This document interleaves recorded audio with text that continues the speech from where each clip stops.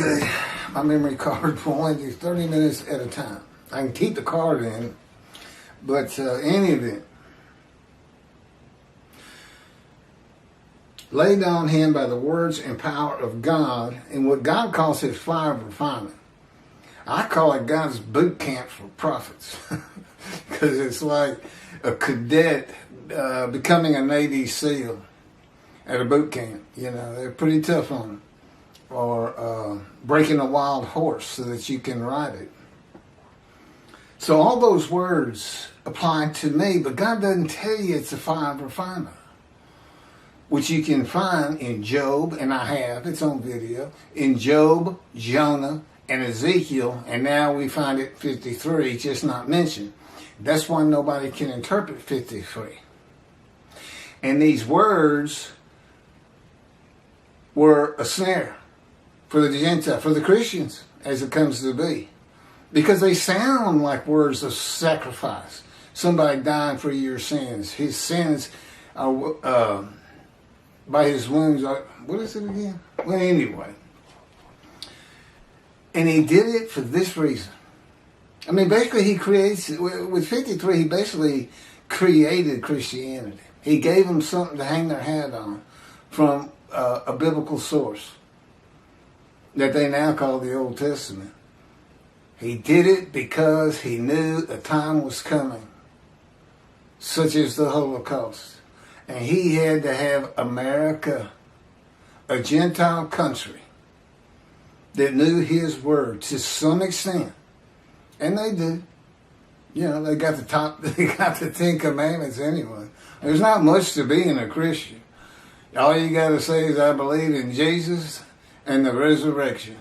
And that's it. You're done. And the Jews have 613 laws they got to abide by. That's too funny.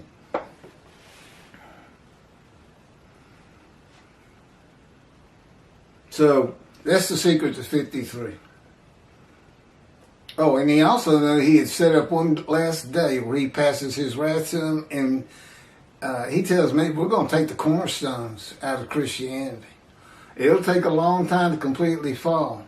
But by the end of my life, and the things that are going to occur in the building of the temple, Gentiles are going to have a hard time convincing their kids there ever was a Jesus.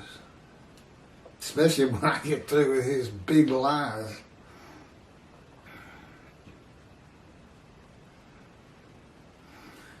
Didn't I just say all that?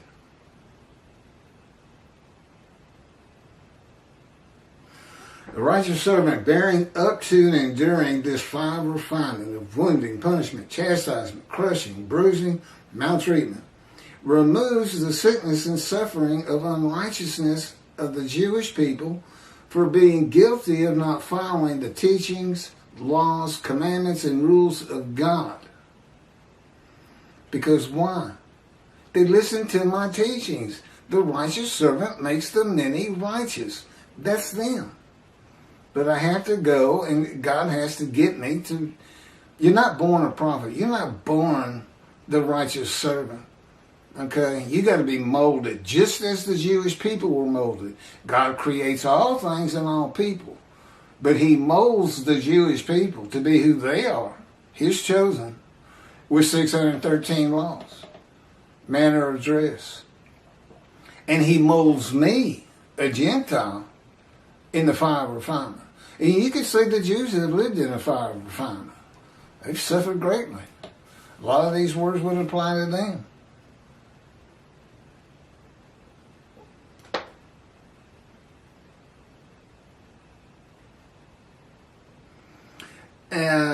And rules of God and the feelings of guilt that come with that. The many and the multitude who heed my words and act accordingly will be healed of their sickness and suffering. We have counted him plagued, smitten, afflicted by God. Plague means to cause continual trouble or distress too, as in he has been plagued by ill health. Well, I've announced that. Smitten in biblical times meant struck, as with a severe hard blow. Afflicted means grievously affected or troubled, as by a disease or disfigurement at birth, as though cursed by God.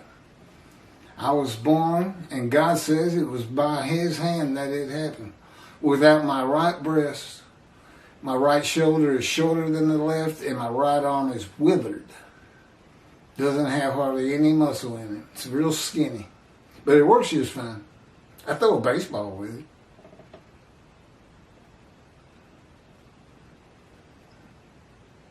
And shoot baskets with it. I was born right-handed. I had to become left-handed to write and things like that.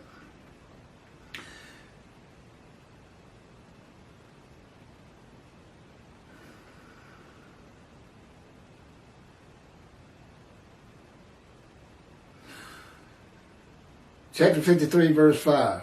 I swear I just read this. But he was wounded because of our sins, crushed because of our iniquities. He bore the chastisement that made us whole. These are where those words come from. I call it the big six. And by his bruises we were healed. I don't know what that means. The book of Ezekiel is the key to understand Isaiah 53. The purpose of Ezekiel was to be a prophet and teacher of righteousness to the exiles of the exiles of Assyria, Babylon, by bringing them to repentance with restitution. To prepare him, God said, and this is basically the definition of the fire of refinement. I mean, this is where it comes from. I will make your face as hard as theirs. He's talking about the Jewish people. And your forehead as brazen as theirs. I will make your forehead like adamant, harder than flint. Do not fear them. Do not be dismayed by them. And then God maltreats and punishes him for the punishment of the houses of Israel and Judah, which would be for their sins. Wounded for their sins. Punished for it. Basically what he did is he says you're going to have a comparable amount of time, 340 or 60 days or something like that, pinned to the ground, crushed and bruised. I bet he got thrown down to the ground too. Oh, it's 430 days.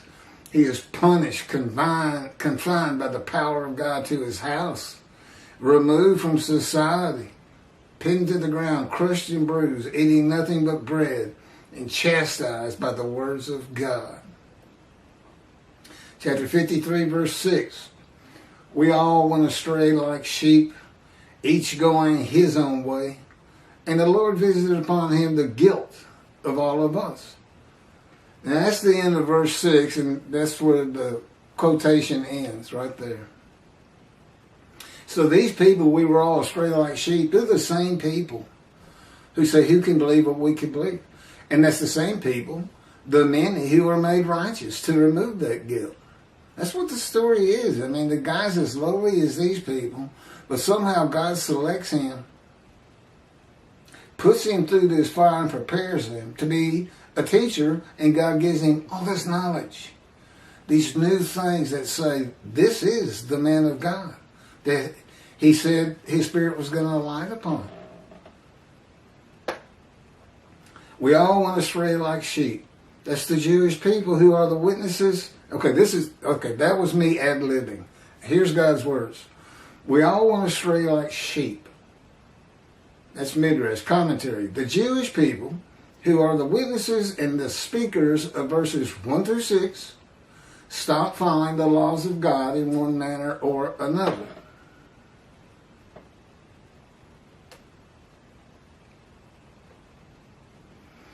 And the Lord visited upon him the guilt of all of us.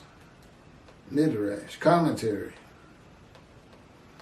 This would happen in the day of the Lord when God requires a man to be his visible representation and speak and write his words as Moses did. In the day of the Lord, a Gentile is tested by God, and upon passing the test, the man becomes his righteous servant, and his servant David, a shepherd who is Moshiach, Elijah, and a prophet like Moses. The test is, will he offer himself for guilt or refuse to? Well, I had just been told I had a month to live.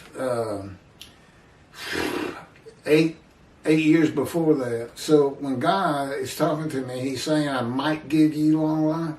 I'm ready to roll the dice. It does say might. But you have to go through the fire of refinement. Now, mind you, He did that with me, but that's not what happened to Ezekiel. Ezekiel said a spirit that God is in, of course, seized me, and I went in the anger and the fury and bitterness of my spirit in the hand of God. Now you figure being in the hand of God is not something to be furious and bitter about. No, that's the hand. They just grabbed him, said, "Fire refinement for you. I want you to be a prophet to the exiles."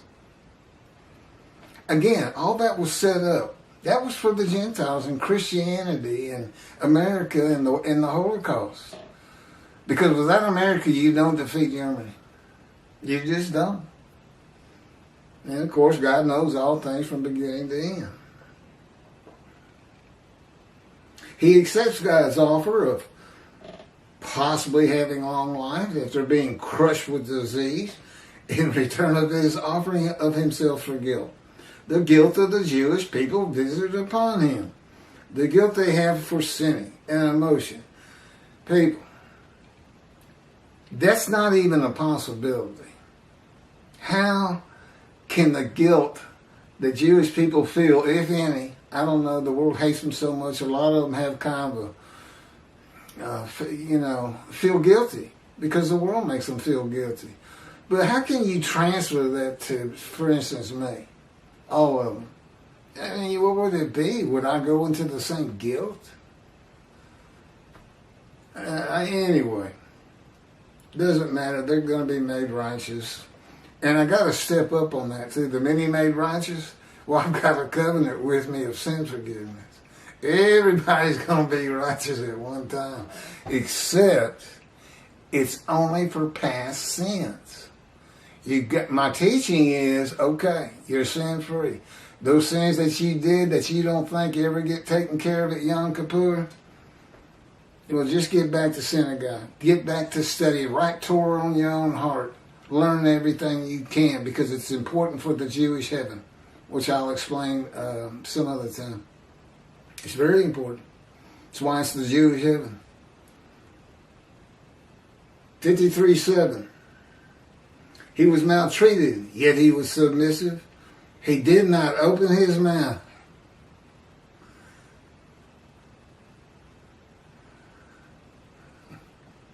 I'm going to tell.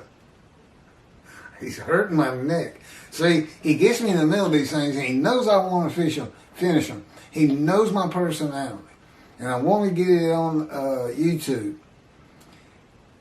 So he puts me to a situation where I'm like, that's it. I'm stopping if you don't quit that. And he won't quit it. He'll just make it worse. He says that's part of the fire of refinement, trying to show the people. That's him speaking through me, by the way, if you didn't catch that. I'm trying to show the people. That didn't come from me. Oh, he can have words coming from me, and people, there's not one thought going through my cranium. I'm just speaking. I hear it. Total control.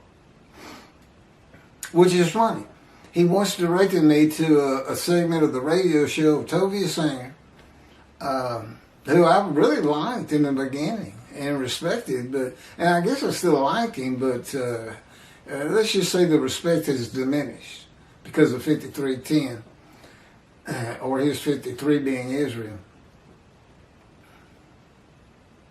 Oh, and in that radio segment, he says, I believe that God is going to have total and complete control of Moshiach. Well, he got something right, because he does. Not only all the things of the mind and the speech and everything, but my body is encased in what Ezekiel calls the cords of his power, the book of Ezekiel. To me, it's just, I'm just encased in it. It's not like cords or ropes or anything like that. I think that was written more for antiquity, so they could kind of understand what this power was. It's like ropes. But it just envelops me. He can spin me like a top if he wants to. And it's funny, the evolution of that, how he taught it to me, how I came to know about this power. I think it's in the book that he also dictated, My Life, to show how I fit all this lowly person with all these injuries and diseases and suffering. Okay, 53:7. He did not open his mouth. Okay, Midrash. He was maltreated, yet he was submissive. This verse can be identified in the book of Ezekiel. God maltreats him, not man. He pinned him to the ground for 430 days, for crying out loud. Made him leave society. Told him to go to his house. You shall not go out amongst the people. I bind you with the cords of my power. Maltreatment is a part of God's fire refinement to be made suitable for his purpose. With God, you are always submissive, or you will be slammed to the ground. Well, you become submissive anyway.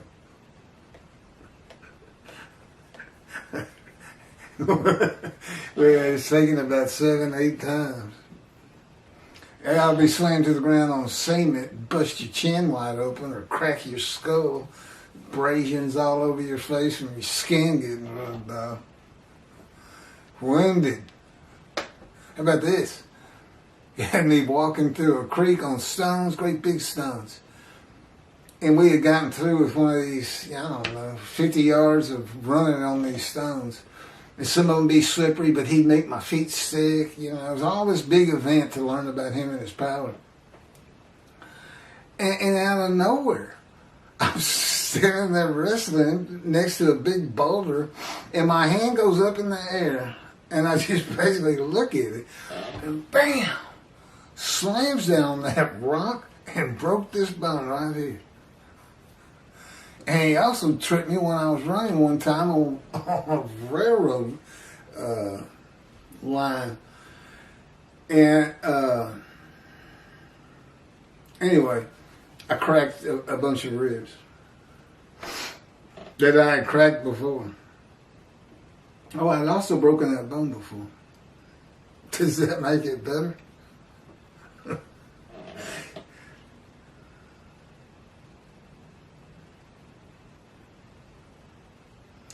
Ezekiel said the Spirit seized him, and he went in bitterness and the fury of his spirit in the hand of God.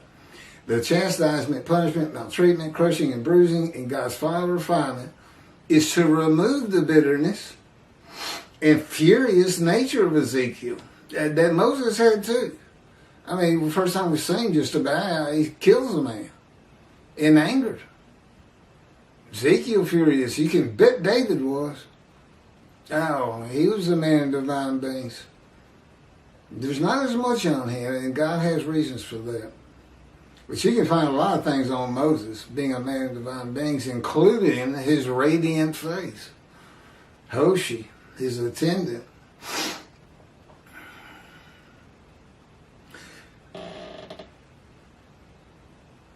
It is to make a man meek and humble. They say at the end of Moses' life, he's the most humble man on earth. I mean, God kept him in the refinement for 40 years. Well, I've been in it 16. It also makes him hard as adamant, like flint, to deal with the Jews who will not listen to him. No, God says, see, you need more work. But to his house, Moses was called the most humble man on earth at the end of his life. God had him for 40 years. I stole your punchline. He did not open his mouth. Like Ezekiel, God will take the righteous servant from society. Isaiah 50, it says, he was cut off from the land of the living. Okay, cut off means you can't get to it. It doesn't mean death.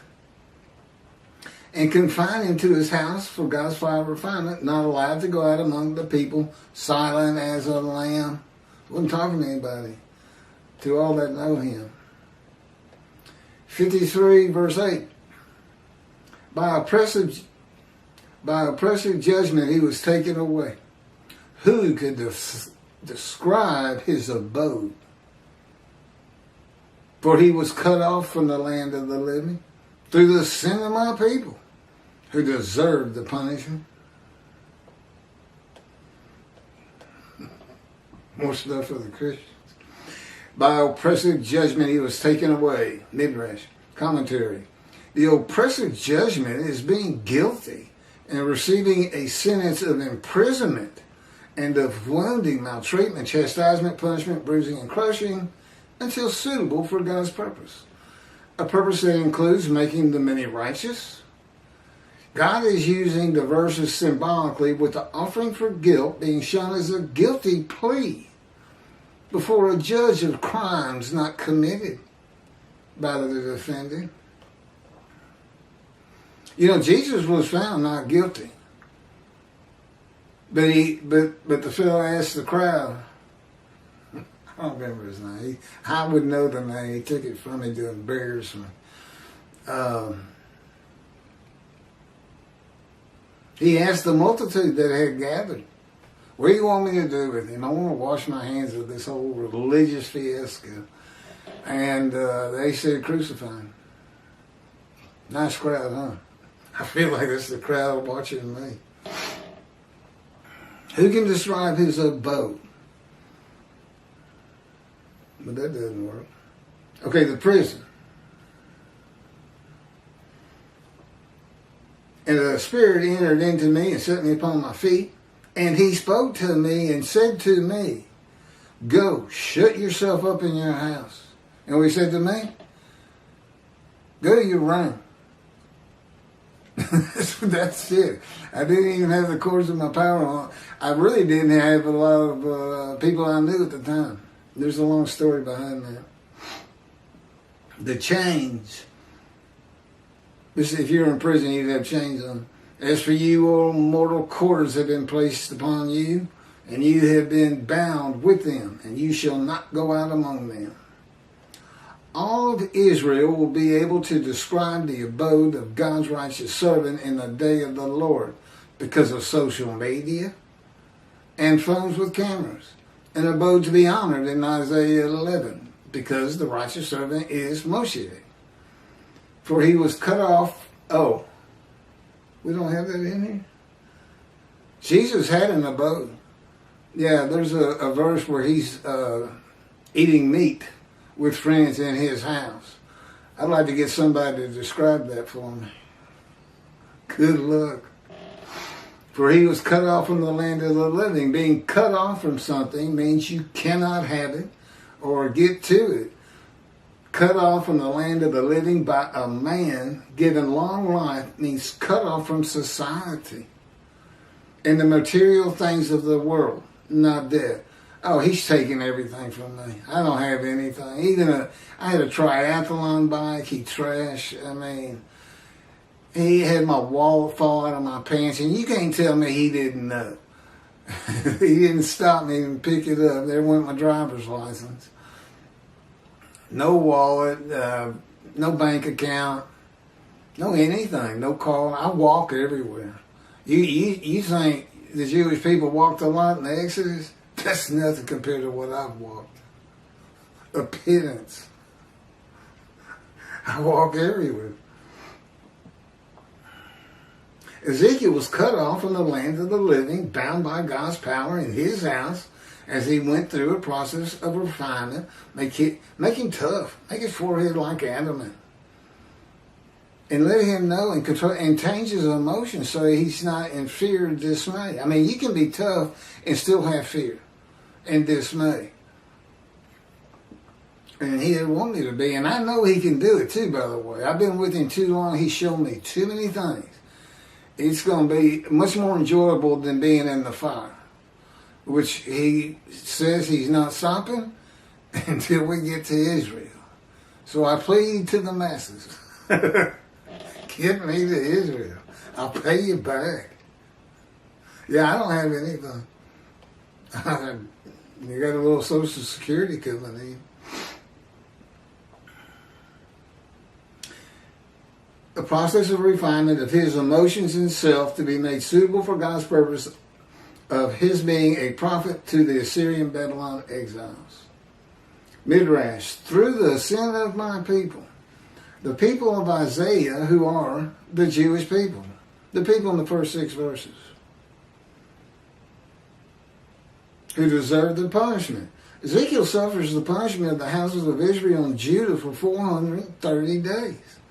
The houses of Judah and Israel suffered their punishment in exile. There was no vicarious suffering for the sins of the house of Judah and Israel. Ezekiel's punishment corresponded to the punishment of the houses of Israel and Judah for their sins.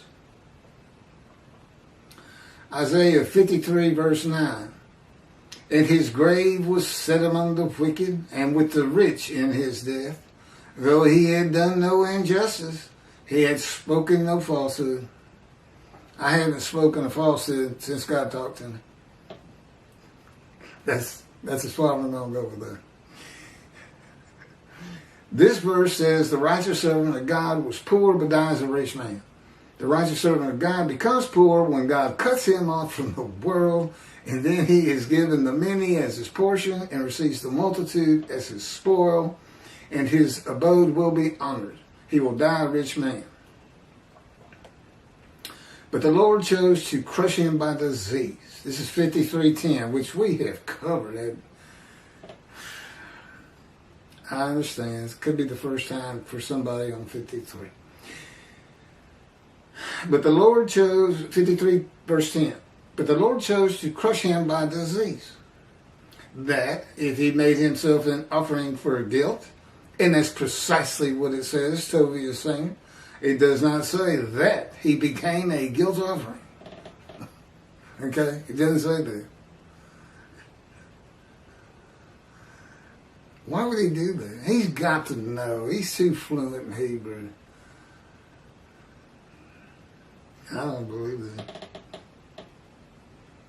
He might see offspring and have long life, and that through him the Lord's purpose might prosper.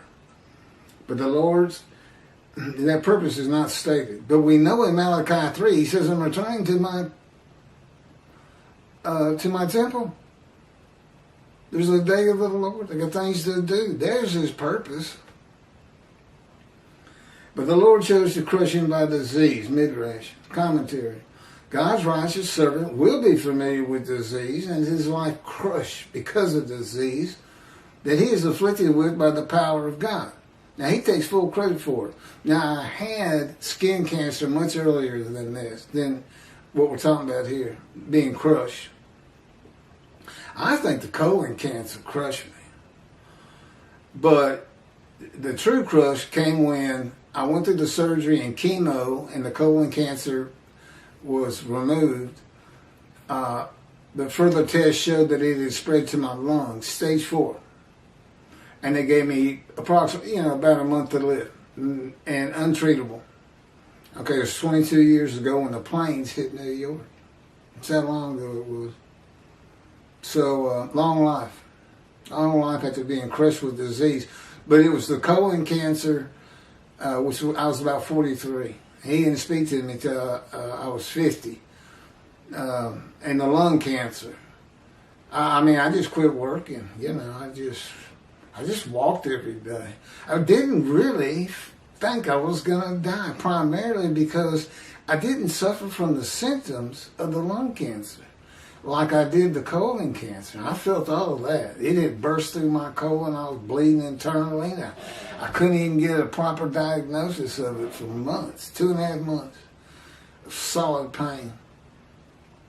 Here I am back in the pain box again. But anyway, that was the Holy Spirit. He said something funny. But the Lord chose to crush him by disease. But anyway, familiar with disease would be the skin cancer. That if he made himself an offering for guilt. It's an offer. It's an offering of oneself to God to remove the guilt of sinning of the Jewish people in the first 6 verses, to make them righteous. But I got to go through the fire of refinement. That's what